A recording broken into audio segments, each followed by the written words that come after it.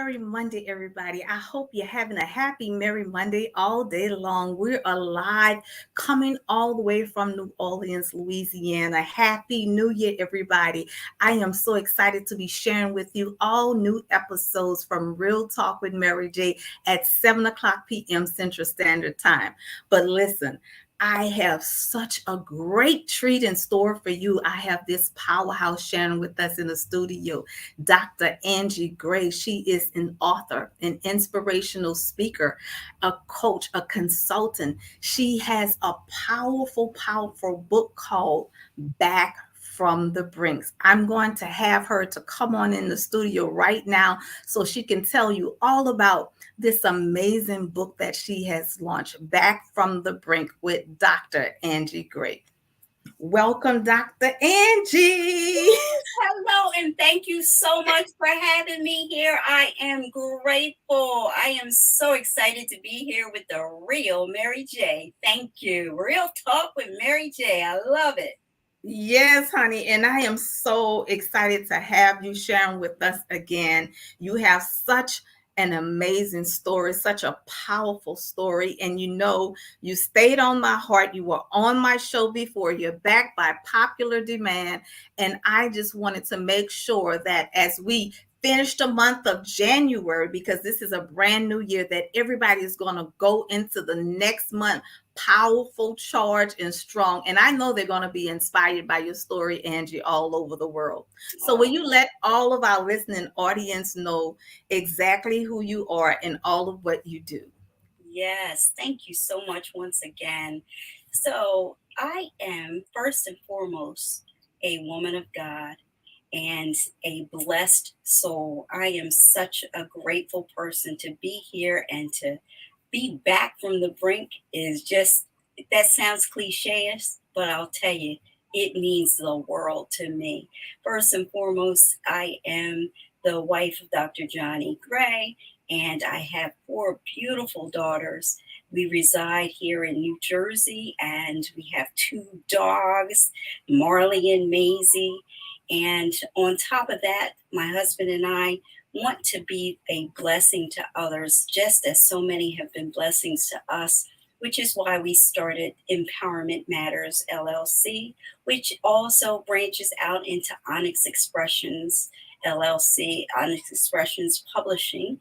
And we run these two companies so that we are able to just bless the kingdom, the universe, with as many beautiful souls as we can by giving life to their voice, their legacy, and their purpose. And we work really hard to make sure that everyone that we encounter, that we help them to become the best version of themselves. So thank you for the opportunity to share that with your wonderful listening audience.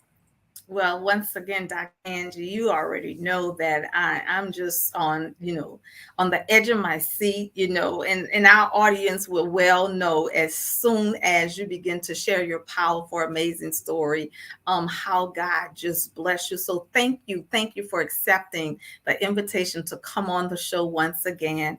I know that we're going into a new month. I wanted to make sure that I had you on at the beginning of this new year because you have such a life changing story to share with the world. So thank you for coming on once more. Yes, thank you. So it's been almost a year to the day that I wrote this book, Back from the Brink, but my experience is so much bigger than a book. But I want to just share with you that I became very ill. I contracted Legionnaire's disease, and it was quite an ordeal.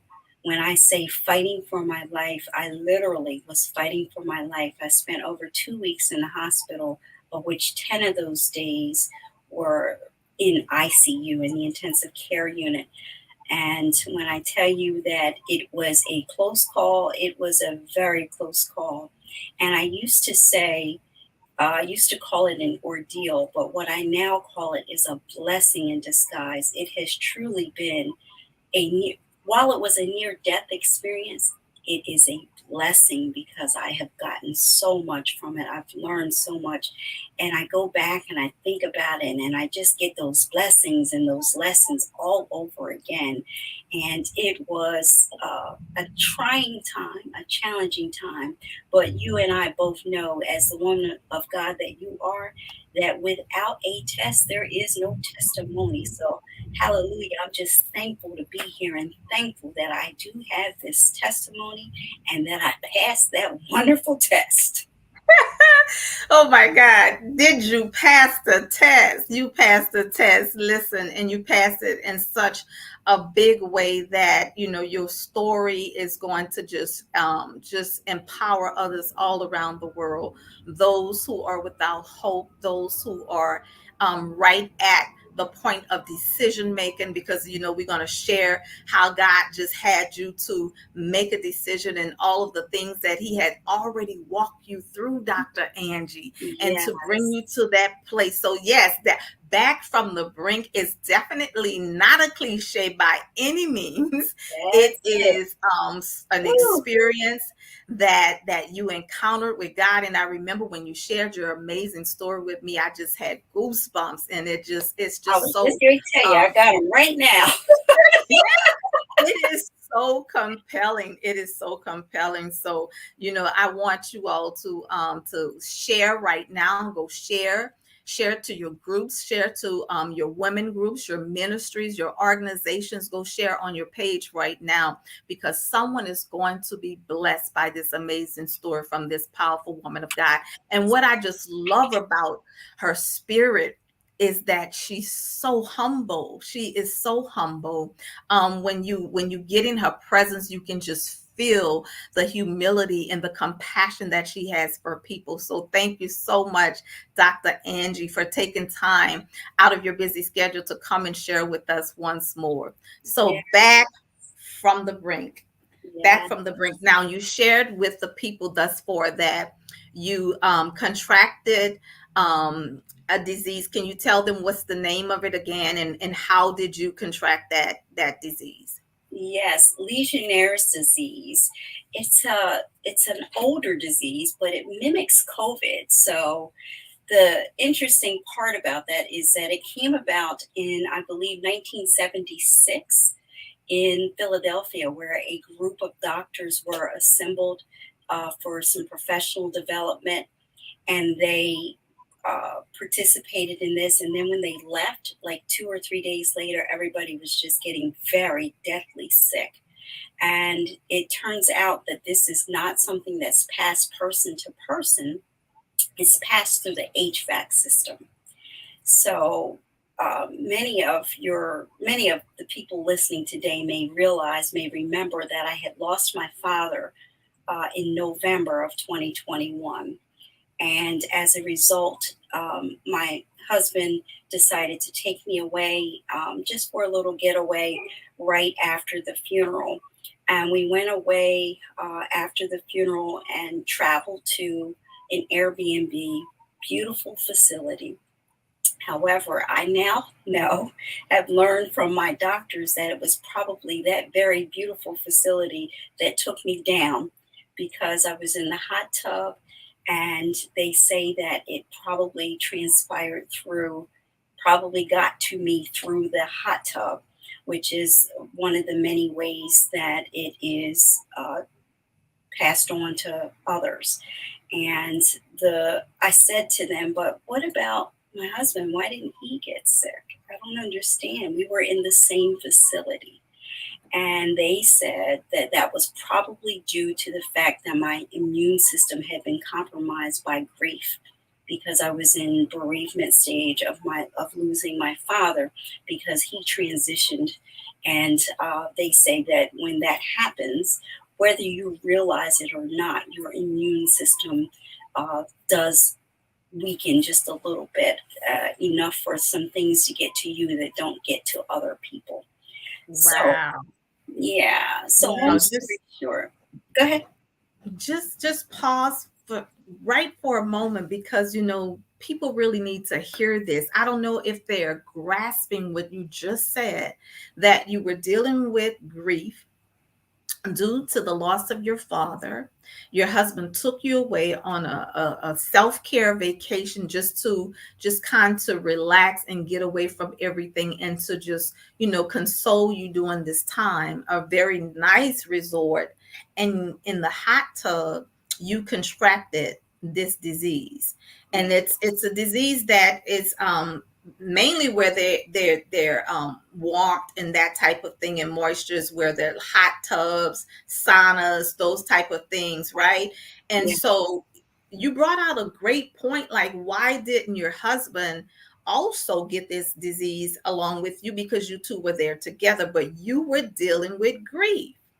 And Yes. the doctor said during that time, your immune system lowers, it drops because of all of the grief. And that shows a lot that goes on inside of our bodies and our mind and how that all Yes. comes together. So people need to really, really, they really need to hear that and to pay attention to that. That is so key. So I'm glad that you brought, because I had never heard of that before. Yes, yes, yes.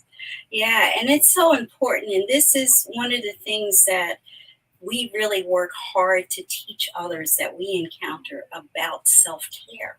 Self care is really, really important. It's a crucial piece of us, and some of us get trapped. I know I struggle sometimes with self care by looking at it as I'm being a little bit selfish, but really, in all actuality, self care is the most selfless thing that you can do. There is That's nothing selfish about self care. And I'll tell you, going away for that retreat that we did, just a little brief getaway, but it was one of those things that I really needed. I needed to just be able to just, how they say, exhale. I right. exhaled and I just started to, feel better when I let, and that's why and I kept saying, well, I don't want to go because it's Christmas time and I have to get ready for Christmas. And I was like, we get all caught up in the commercialization of Christmas. And Right. we sometimes forget the true meaning of Christmas. And as you know, my husband and I are pastors. So as we were really fighting through, okay, what do we do with the whole commercialism of this and all that? Because we have a 10-year old at the time, and she was beginning to lose that luster for Christmas, if you would say. She was beginning to look at things with a more critical eye. So we just really wanted to make it a special Christmas for her. And more importantly than that, my father, his biggest thing in life was family gatherings. He loved to cook. He loved to have family gatherings. And he had four favorite holidays, I would say. Veterans Day, because he was a vet, a Vietnam War vet, and he was big into veterans relations and helping, empowering other vets, and just really advocating for them. So that was one of his favorite holidays. And then Thanksgiving was his next favorite holiday because he would get a chance to get in that kitchen and do his thing. And girl, ooh, you want to talk about some good eating? Ooh, yeah, dad could throw down. Dad was a thrower down. That's something about those veterans, huh? Because my dad, Yes, my yes. dad is a great cook also, and he's a Marine, a veteran. Yeah. Oh, nice. Yes, he was Yeah. U.S. Army. And so that, and then Christmas was his next favorite holiday. And then, of course, his birthday. So he was one of those people who instilled in me family values. And every year, he would come to my house and he would cook the Thanksgiving dinner at my house. And we would get in the kitchen together. And 9 times out of 10, he would kick me out of the kitchen because he just needed his space, because he did things in a very unorthodox way. I'm like, Dad, you cook that like that? But it was nice to be able to be under him and see how he made these wonderful, delicious meals happen. So, with all of that being said, it was crucial for me to give to my daughters a wonderful Christmas because it was the first time without their grandpa. Yeah. And the first time not having Pop Pop around, I really just wanted to go out and make it a beautiful experience. Lo and behold, Christmas Day, honey, I was in the bed. I had already made a visit to the urgent care. I had already made 2 visits to the emergency room. And long story short, Christmas was not what I thought it was going to be, but I was grateful to have FaceTime. Now, you might be saying, well, why were you grateful to have FaceTime? Okay, I had to do FaceTime with my family Yeah. on Christmas Day because I was upstairs in the bed and could not do any more but just do that. And when I tell you, I just kept saying to myself, oh, I hope they hurry up. Oh, I wish they would hurry up. Oh, this is taking forever. Why are they taking so long to open their stuff? so, so long story short, Christmas, all I wanted was my life back. And we look at the retail and the commercialization and all that stuff. We look at that stuff. What I wanted was my life. I wanted to be able to breathe easy. I wanted to be able to know that I was going to see another day, that I was going to live to see another day. And I did not know for sure. At that time, I was really sick. But I'm a trooper, and I really just kept trying to push through, push through. And I'll never forget, my husband came upstairs to check on me, and he looked at me and he said, "Are you okay?" And I said, "Yeah, I'm okay." I said, I just need you to help me, get into the bathtub." I said, "I'm sure I'll feel much better after I get out the bathtub." And he was like, I am not helping you get in the bathtub. I'm getting you out of here. I was like, "What you mean?" He was like, "You're breathing crazy." I'm like, he said, "You can't tell how you're breathing?" And I'm like, Wow. I said, I'm hot, I'm tired, I'm exhausted, I'm good. Just let me take a bath. And he was like, "Sweetheart," he said, "you got 30 seconds to make a decision." He said, "Either you're going to go with me to the hospital or I'm calling the ambulance. Now, what is it?" And I was like, "Oh my gosh, he's serious." So, long story short, he So, took me. Dr. Angie, what other symptoms you had? It was just your breathing that was alerting Dr. John to see that there was something going on with you that wasn't right? Yes, and I thought that I knew that I wasn't breathing quite well, but I just thought that it was like congestion.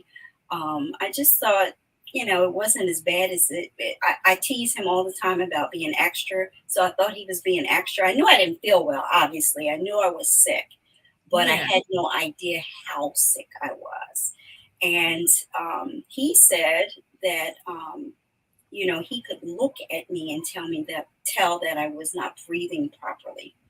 And I just thought that it was just like, oh my gosh, I'm just so tired.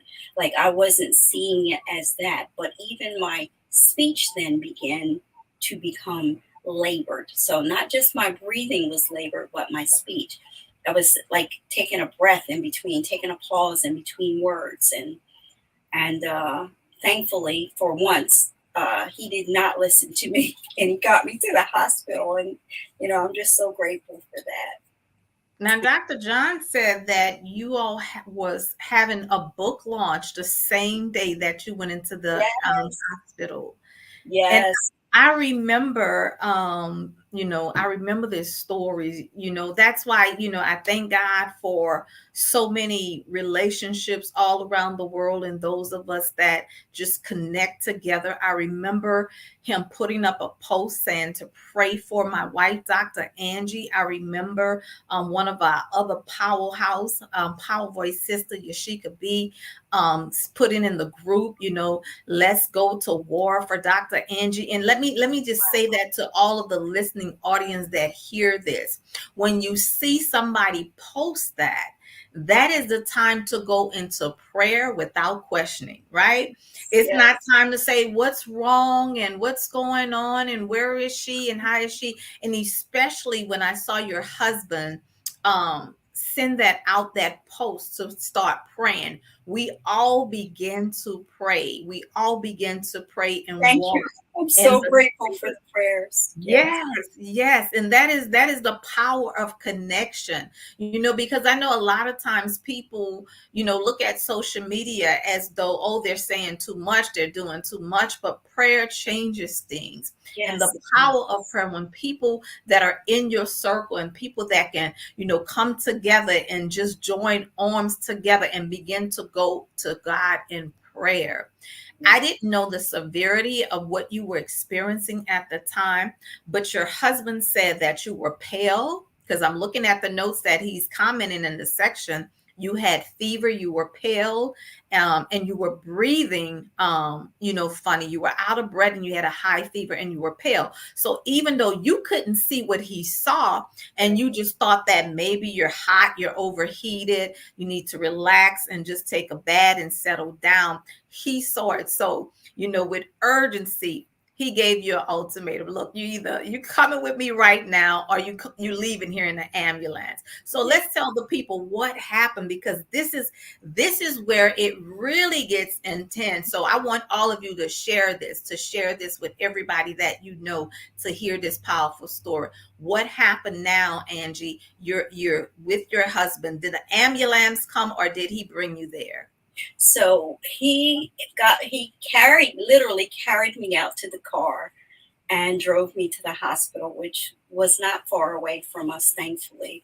We went to the hospital. We pull up under the emergency room canopy. There's a line of cars under the canopy. I'm looking around, and then we're looking inside, and there are lots of people in there. They have the code red up for COVID, meaning that no one's allowed in there except for patients. Like, if you were bringing someone in, you had to bring them in and leave them. And he went. Now, this is the final visit before I actually got admitted and all that, because remember, I had already been a couple of times, several days in a row. So And they all of this was during COVID. What year was this? Did this take place? This Was it was 2 years this ago? yes, this was Christmas 2021. And so we just have passed the 1 year mark. And as we this time when we went to the emergency room, as I said, it was overcrowded. It was full to the gills. It was standing room only. And I saw a nurse point to him, and she pointed to a wheelchair and told him to bring me in. So he put me in the wheelchair, brought me in. We're standing in line waiting to get checked in and registered into the emergency room, triaged and all that. And then it's funny because he tells me this story now. He was like, this is not a good time for me get to have people think that I'm an angry black man. He said, but I'm getting angry because they're not coming to help my wife, but I need them to come help her. So he went over into the corner and he grabbed someone from the hospital and just said to them, listen, she's in trouble. She's not breathing well. But I looked calm, cool, and collected to them. I didn't look like I was having a problem. It looked like he was having the problem, is what I I understand. understand. But Angie, he knew me. yeah, and I see Dr. John saying that you're a very private person. Now, let me just say something about that, because, girl, when I tell you we're twins in that department, Yes. we are twins. I am very private. I don't like, a lot of attention. I don't want people feeling sorry. I don't need a lot of questioning. I'm really, really private like that. And so Yes. I can imagine that even though you were going through and experiencing what you were experiencing, you were just laying there like, okay, he said something wrong with me, but I don't think it's all that. I'm good. I just kept saying, I'm good.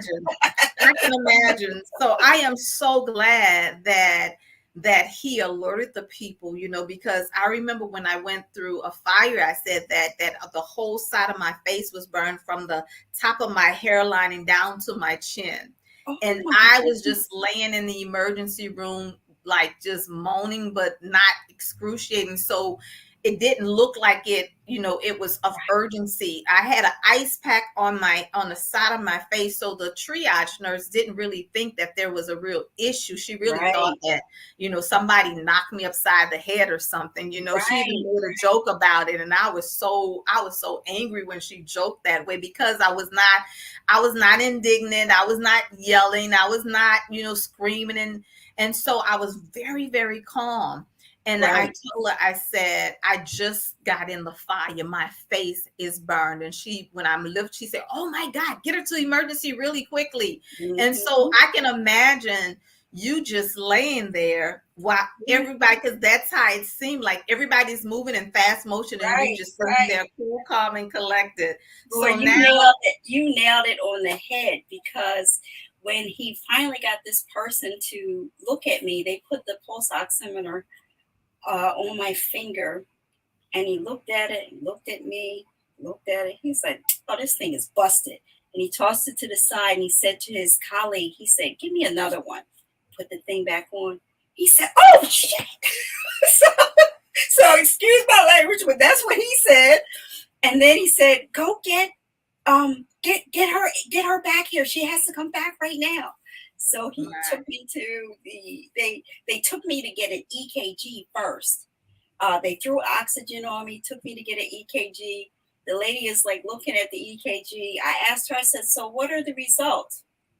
And um, she said, I don't read results. I just take the test. And then her eyes got real big. She turned red. She was like, I think the doctor's going to want to see you right now. And then she pushed me into the hallway of the well, emergency room. So now I was behind doors. And by this time, they had already sent my husband away because it was COVID. He couldn't stay. So I'm back here behind these emergency room doors. There's a bunch of people standing there. When I tell you, doctor, it felt like it was a whole army of doctors standing there. And they started hooking me up to all this different stuff. And I'm looking at them. I'm like, okay, this is looking like it might be kind of serious. And they started working on me, and the doctor, little Indian woman, she started questioning me about my DNR status, my do not resuscitate status. oh my God. And yeah, so when she's saying that to me, I had just had a conversation when my father passed. I just had this conversation with my Mm, husband and with my mom. And I was like, listen, if anybody ever asks you about resuscitating me, I am all right with going. Just let me go. I don't want to stay here. If God is calling me home, let me go. Because we had witnessed my husband's father being on a ventilator for a number of days, and it's just ruling on the family. And when it's all said and done, a lot of times they're just going to leave anyway. So mm, don't take the family through all of that. I don't want to be a burden to anyone, was my thought. But when she asked me that question, now I'm like, oh my gosh, okay, so this is different. So it's different when you talking stuff in theory. It's different yes, when it's time to make that decision. So I said to her, she said, do you want me to resuscitate? And I said, no. I just shook my head, and I had a little tear running down my face.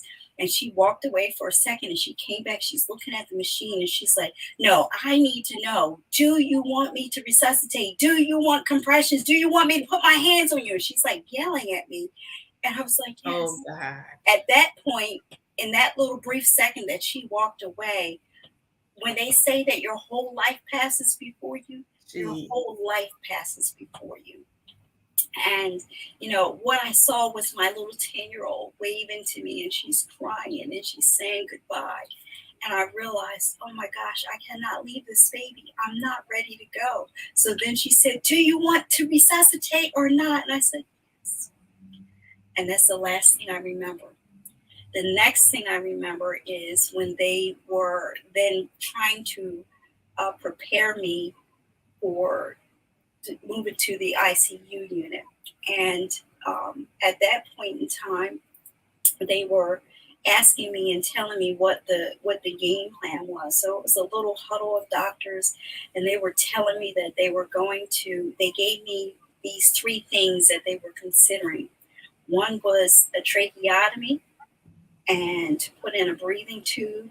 One was a ventilator, and the other one was a medically induced coma. And I'm thinking to myself, none of those sound like good plans to me.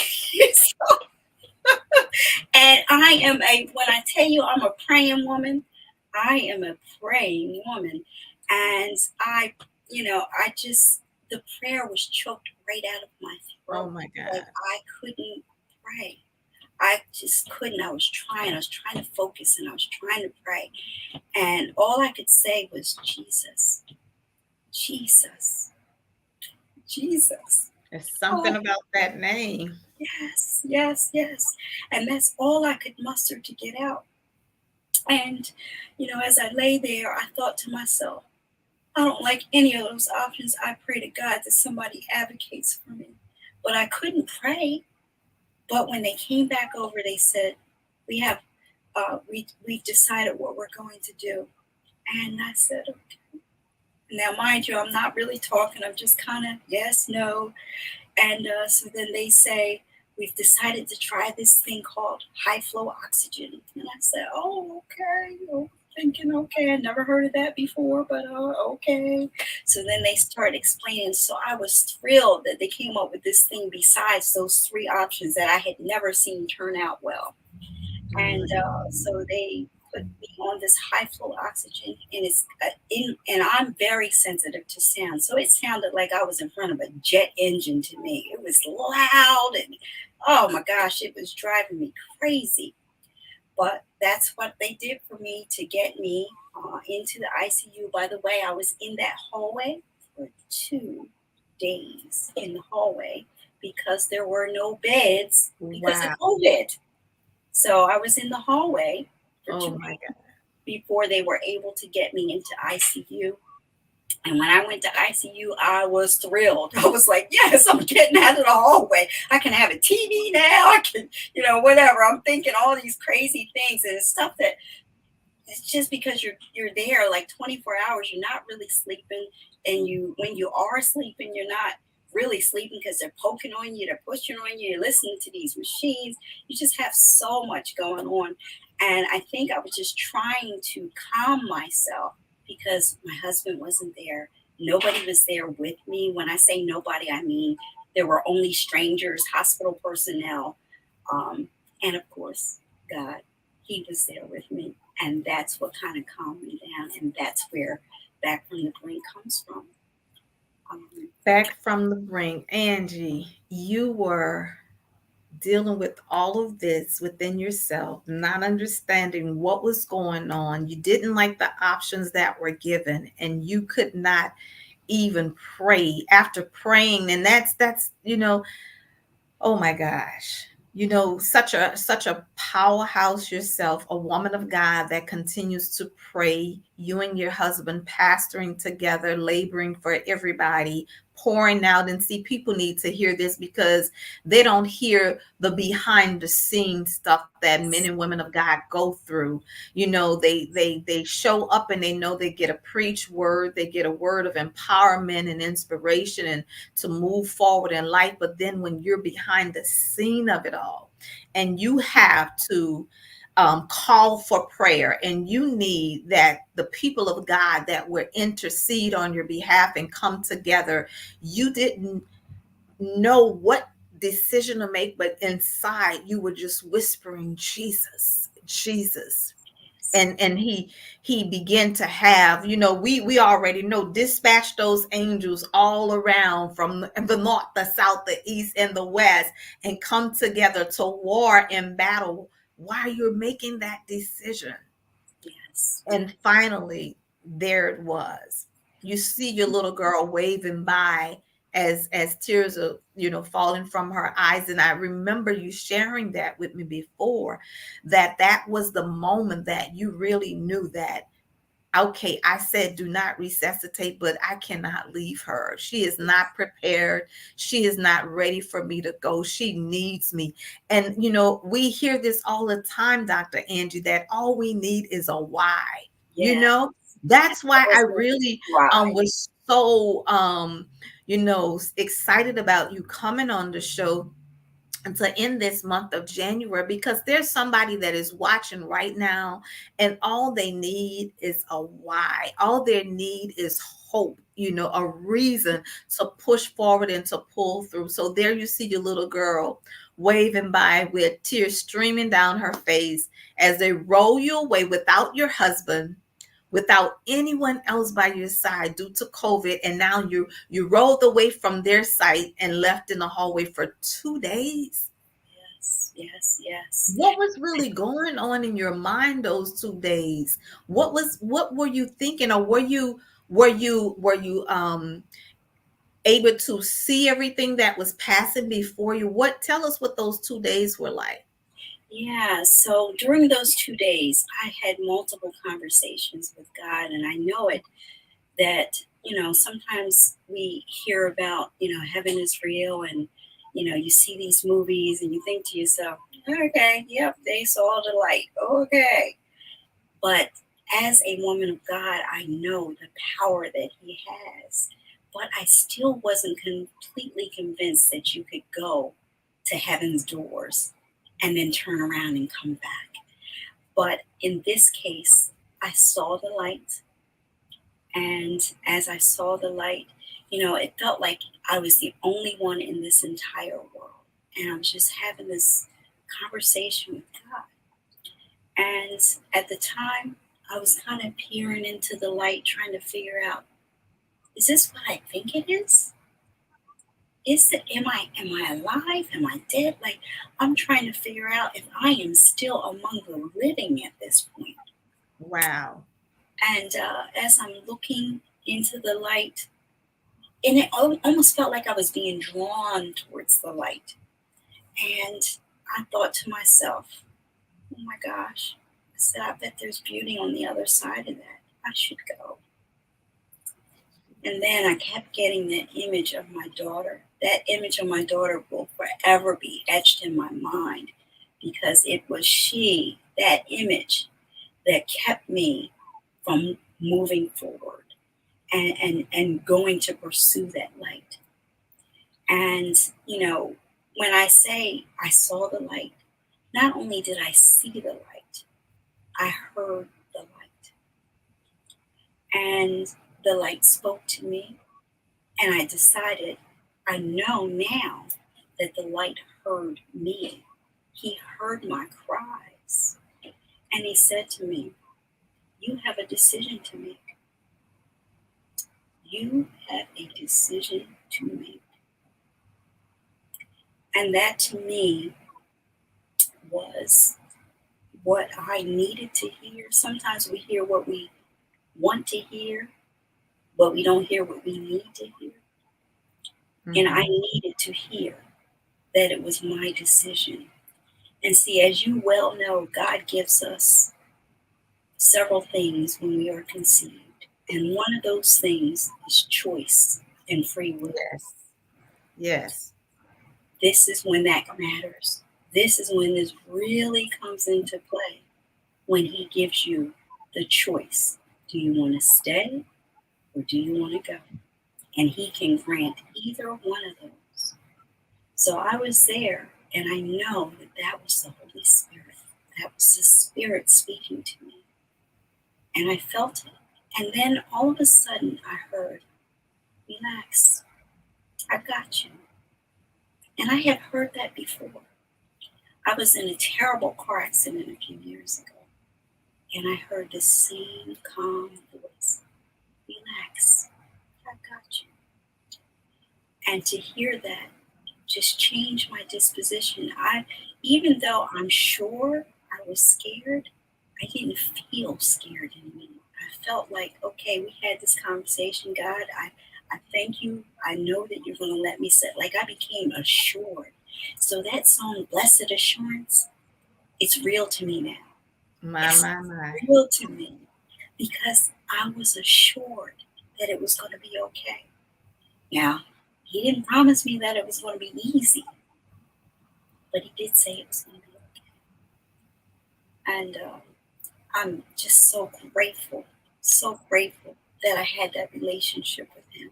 So grateful that in that moment, though I couldn't pray, that there were prayer warriors praying Yes. for me and interceding for me.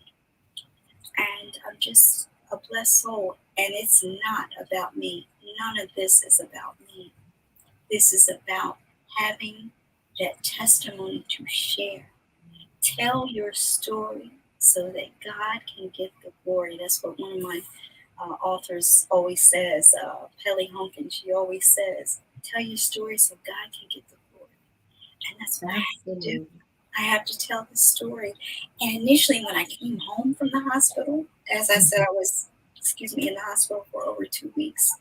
But when I came home, I was just kind of talking to my husband a little bit about, and to this day, I haven't talked to my children about it. Like I tried to, and they just keep shutting it down. They don't want to hear it. so, so I was talking to my husband about this, and I'm like, um, God told me that I need to write a book.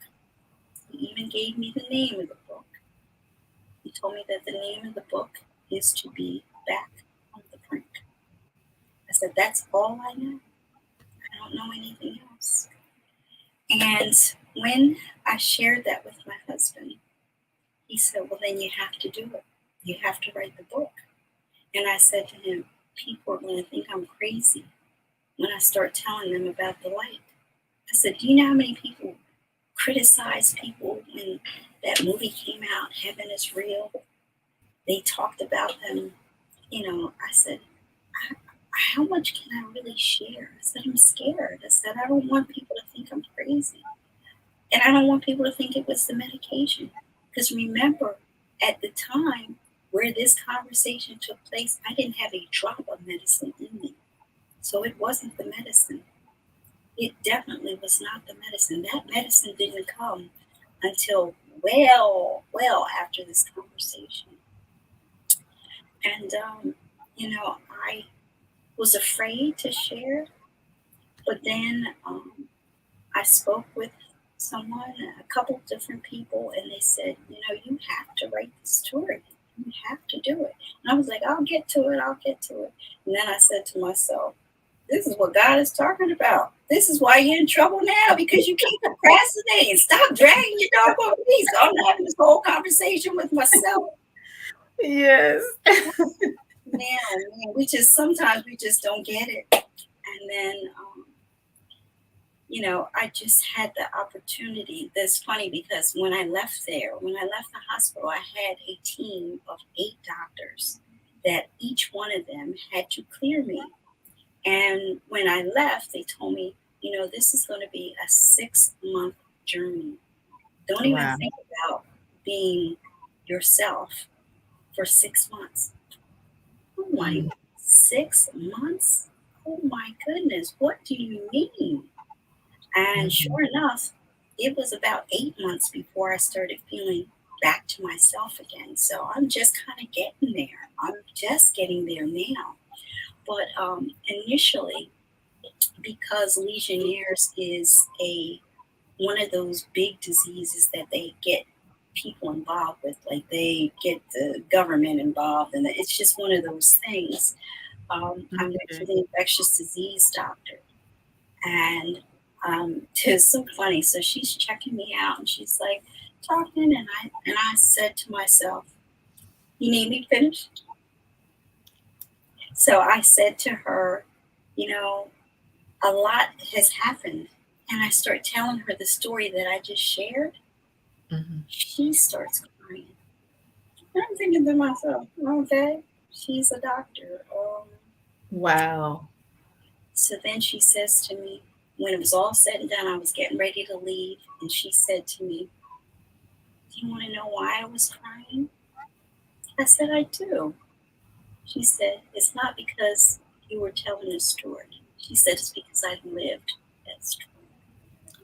Really? The same exact thing happened to me.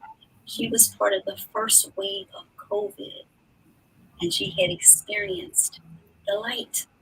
And she said, there's nothing crazy about you, sweetheart. I saw the light too. And that was what I needed to hear. I was then able to write this book because she confirmed for me that I was not crazy. And Wow, that's now see now I have goosebumps. All right. My yes, gosh. yes. And see, I Wow. thought my husband was just being, he's Extra biased.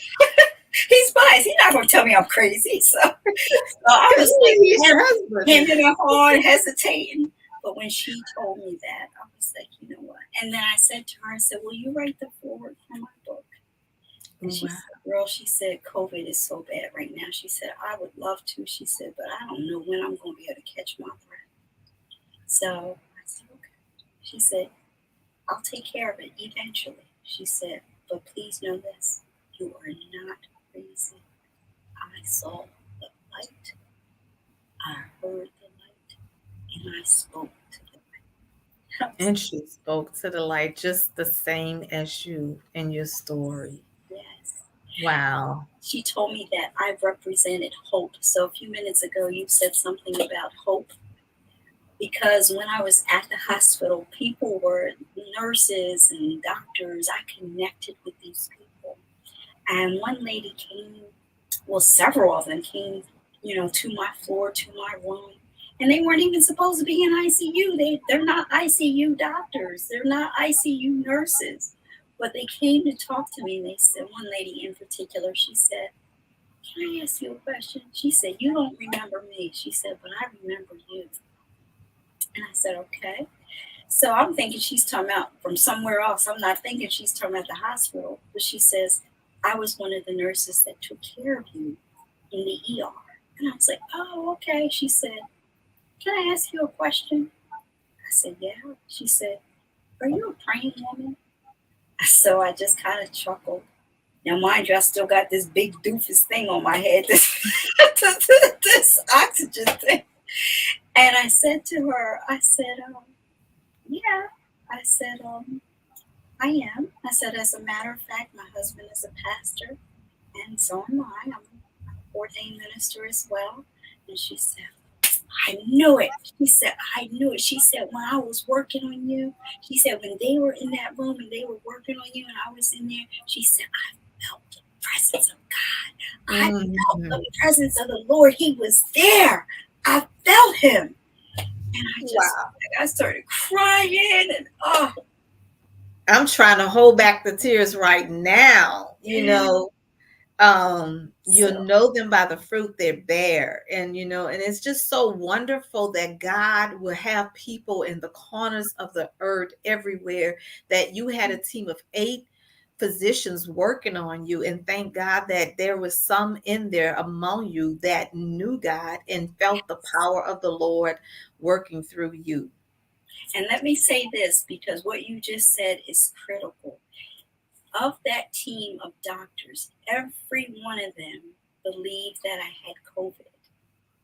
There was Mm. one doctor, he came and he stood by my bed and he said to me, he said, they all think you have COVID. He said, we're still waiting for the test. I've convinced him not to treat you until the test comes back. And he said, our rapid test is not very rapid right now because the influx is just crazy. He said, he said, you have all the symptoms of COVID. He said, but I don't think you have COVID. He said, I Wow. don't know why. He said, I just can't put my finger on it. You don't have COVID. He said, I don't think so.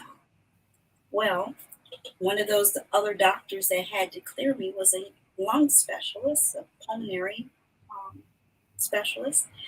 And he said, had I been treated for COVID, I would not be here today. He said I would have died had I been treated for COVID. So thank God that one doctor advocated for me. Yes, yes, yes, Thank you God know. he was connected to the vine. Had he not been connected to the vine, oh my, look at Mm. how God orchestrates things. He is the maestro Of of all all.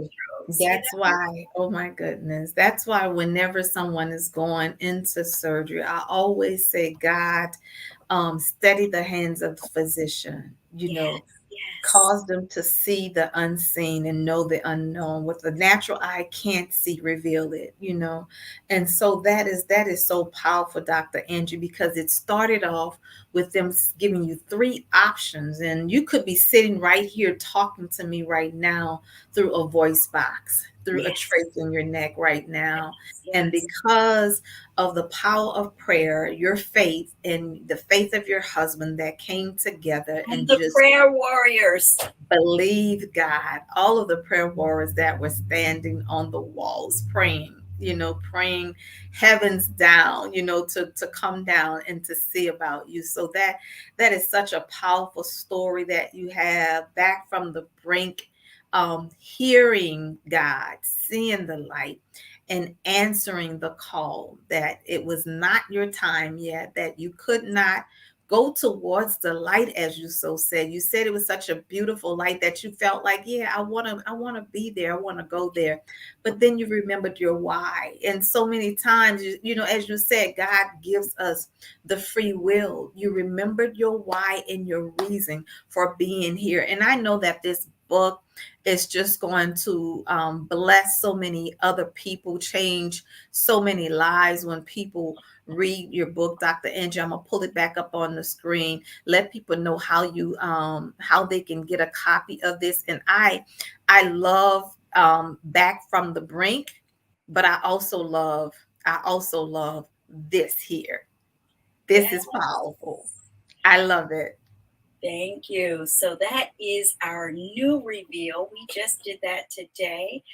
Many, many thanks to May for Magnetic Socials. She created that wonderful cover for me. And my husband is, he was the one orchestrating that with her. And this is what she came up with. And it is absolutely beautiful.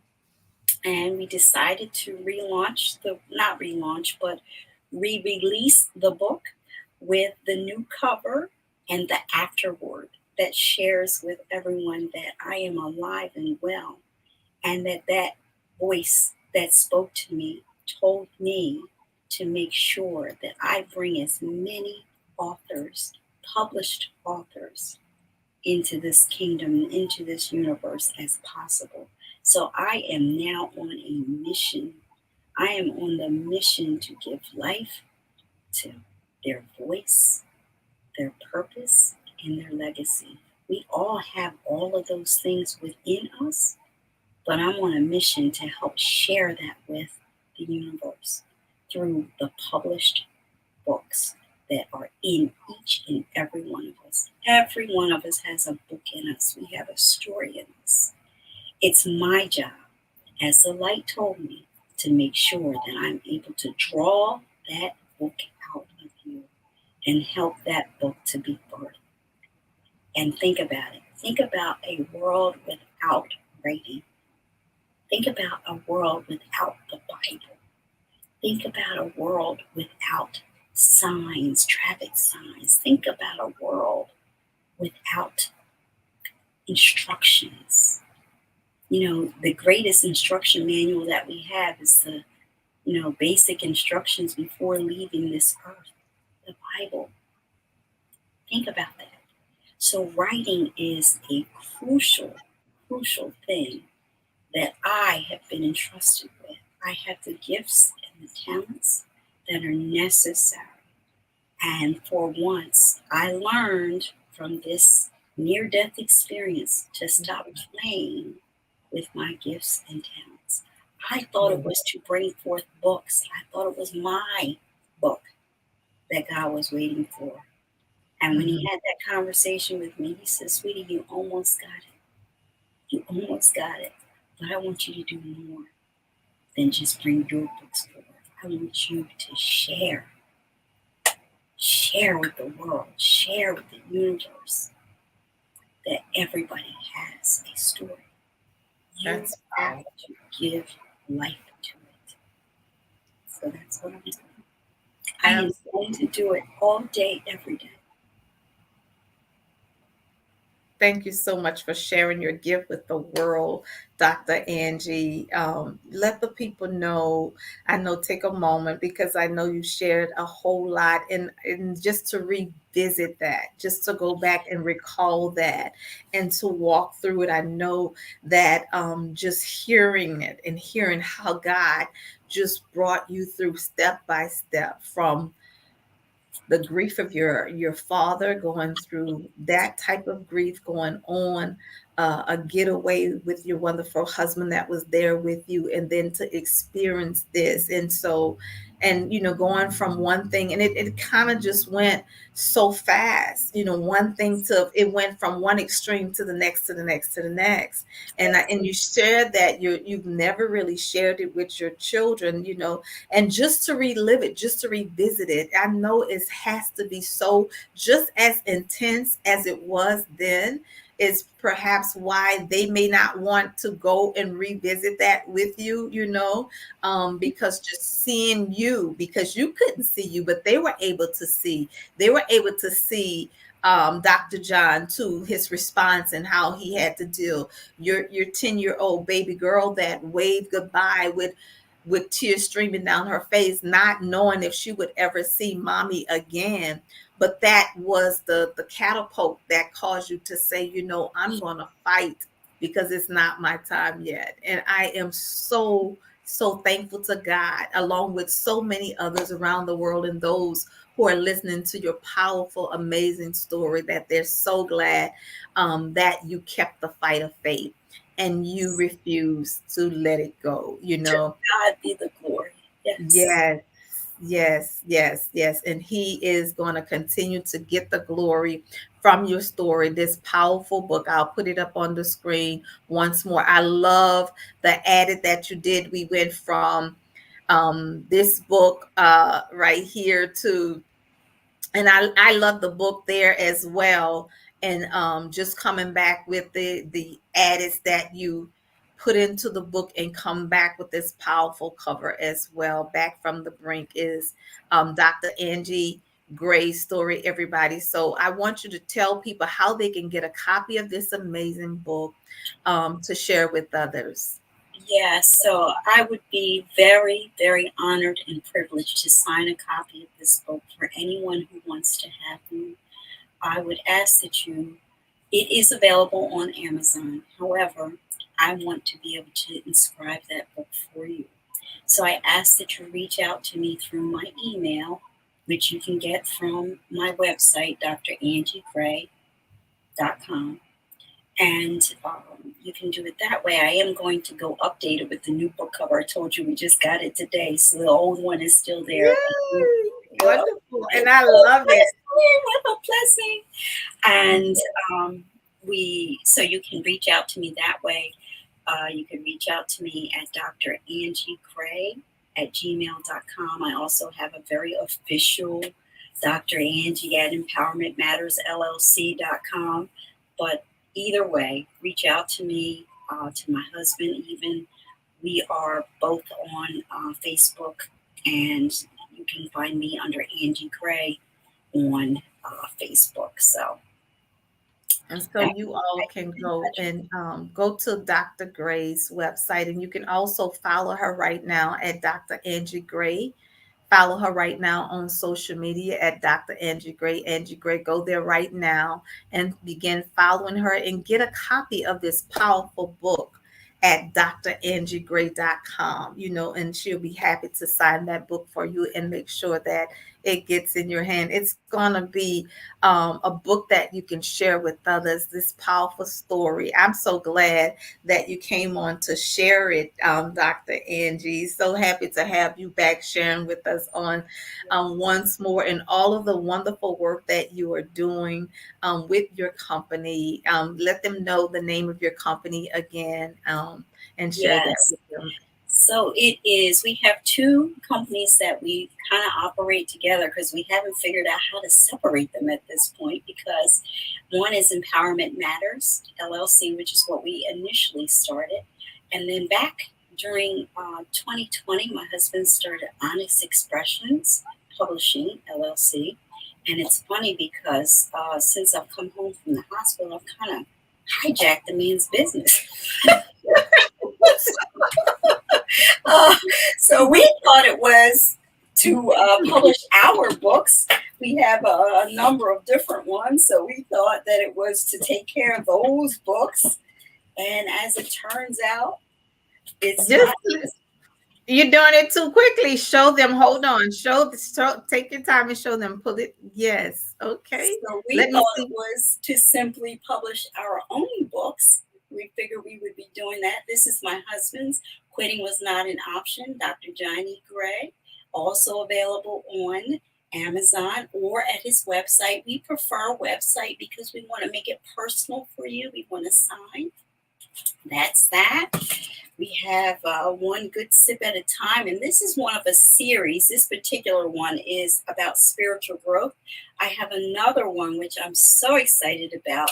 It has the same picture, green, but it's in green, and it has the forward by Les Brown, the world-renowned Les Brown that brought many of us together. So he did the forward for that one, and that one is One Good Sip at a Time, but it focuses on divine purpose, uncovering your divine purpose.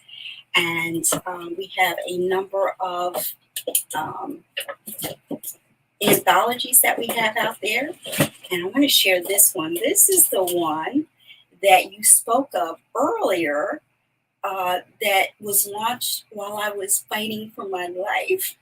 This is the one. We launched it on Christmas Day, and it was a huge success. And all I could get out was, "Oh, that's good, sweetheart." so, so this one is the start of the anthologies for us, and we're very excited about that. We have so many. I got all these different ones in here that we have been working hard and just doing what we need to do to give God the glory. So, and this one's very special to me because this is the one that my husband and I are visionary authors on. And as visionaries, we really got a chance to get a chance to hear those touching stories. And this one is the one that made me know without a shadow of a doubt that this is not business. Yes. This is his business, God's business, and this is ministry work. We are doing ministry through the written, published work. So I'm excited. That's so powerful. Yeah. So powerful. So my chapter in here is my chapter in this book is entitled "For Such a Time as This," and I say, "For such a time as this." Amen. Thank you so much, Mary J. This was amazing. I think you are a phenomenal interviewer. Made me feel very comfortable, and you are clearly a woman of God, and that's why we connect. You resonate with me, and you know, I'm just I'm overwhelmed with gratefulness, with gratitude. I'm just overwhelmed. And Oh, you're so sorry, I had well. to cry and carry on. Look, I had to hold back the tears too while you were sharing your story, getting goosebumps and all of that. Our God is just truly amazing. He's just amazing. And I'm just so grateful and thankful that you have this personalized experience and encounter with Him to share your story all across the globe and around the world, that people will understand that there is a reality, first of all, in serving a true and living God, right? And then the power of prayer, that the people will come together and war on behalf of another, because prayer definitely changes things. So thank you, Dr. Angie, for sharing your story with so many others. I look forward to just hearing so much more and getting a copy of your book. So I want everybody to go to drangieGray.com, drangieGray.com, get a copy of her book. Also to patronize all of her service. She is a publisher. She and her husband as well, a coach and consultant. So make sure that you are following and you stay connected. Dr. Angie, thank you once again for coming on, sharing with us on today. I just want to know that you have a happy, merry Monday today. I had a happy, merry Monday today. Thank you so much. I am so grateful for you, my sister, and I'm pleased and happy and honored and privileged to call you my sister. Thank you. Thank you Same here. for being who Happy you Merry are. Monday, everybody. Thank you for being whose you are. Thank you for allowing the Lord to work through you in this way on this platform. You are a beautiful, beautiful soul, and I'm grateful for you. To God Thank you. be the glory for connecting us. There is no accident. None That, at all. yes. None at all. Thank you once again to all of you amazing people as well. Go share, go invite, tag someone to get a copy of this broadcast and share with Dr. Angie Gray. Go follow her right now. Happy Merry Monday, everybody.